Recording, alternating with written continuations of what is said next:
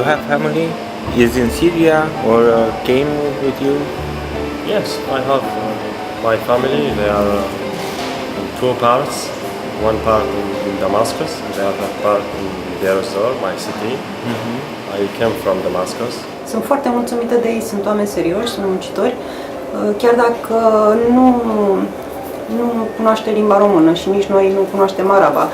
Încercăm așa un pic de engleză, un pic limba semnelor, da? Eu sunt încântată și cred că și ei sunt încântați că sunt aici cu noi. I-am primit ca într-o familie, sunt serioși, se țin de program, sunt foarte punctuali. Syria was a safe place, but after the conflict, after the war, everything changed, everything destroyed. So that's why we prefer to go out, to escape, to live outside, looking for a safe country.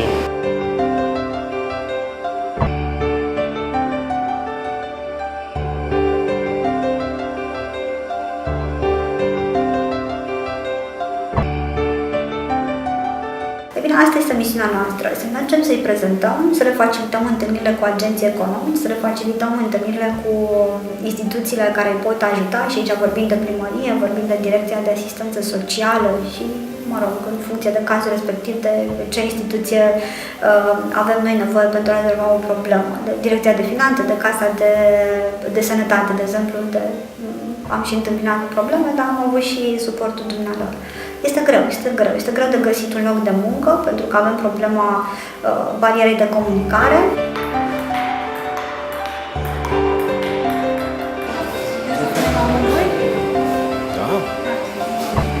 I could escape alone. It was very difficult, but after my brother went to Turkey, also one sister and brother could go to Lebanon because it's near Syria, so it was easy for them. But in Europe, just me, I could. Am aflat de refugiați de la un prieten care lucrează în presa locală și tot de la el am aflat că ei sunt dispuși să muncească și caută locuri de muncă. Și am zis, de ce nu? Haide să încerc. Într-o seară era destul de târziu, cred că după 10:30, și am văzut că tot veneau mesaje pe telefon. Mi-a fost greu să le citesc pentru că ei traduceau după Google să-mi scrie.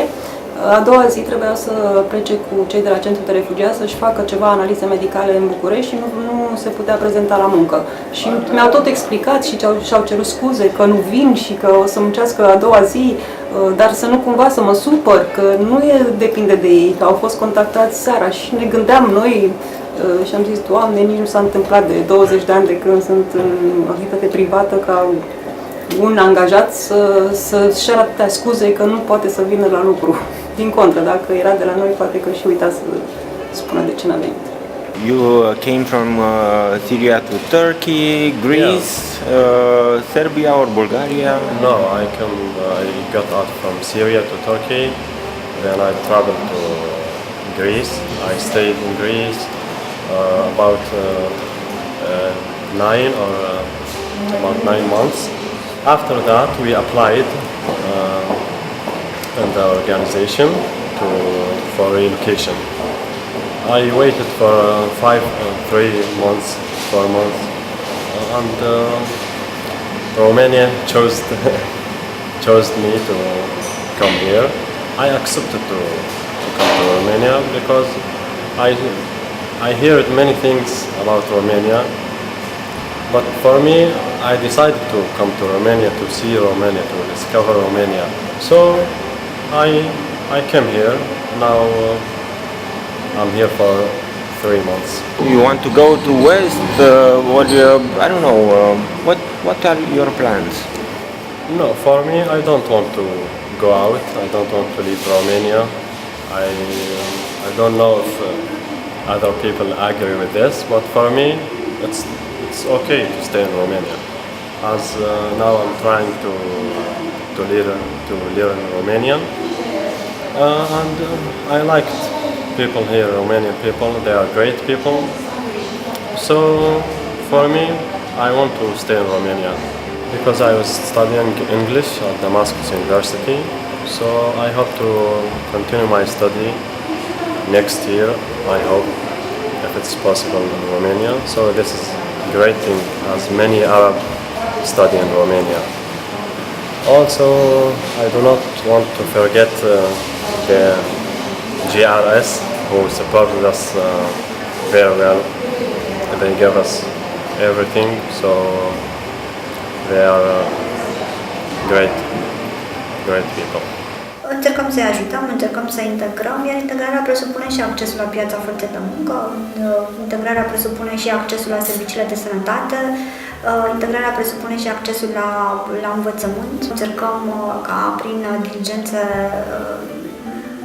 repetate, spun eu, să includem pe refugiați în categoria persoanelor care ar trebui ajutate de către legislație să-și găsească mai ușor un loc de muncă, și aici mă refer ca în acele categorii pe care legea îi facilitează cumva pentru a fi mai ușor angajat. Cred că ar trebui inclus și refugiații, iar în momentul acela agenții economice ar fi mult mai tendați să îi angajeze având anumite facilități fiscale, pentru că până la urmă totul se reduce la bani atunci când vorbim de agenți economici. Oh, I want to find better job or stay in this job.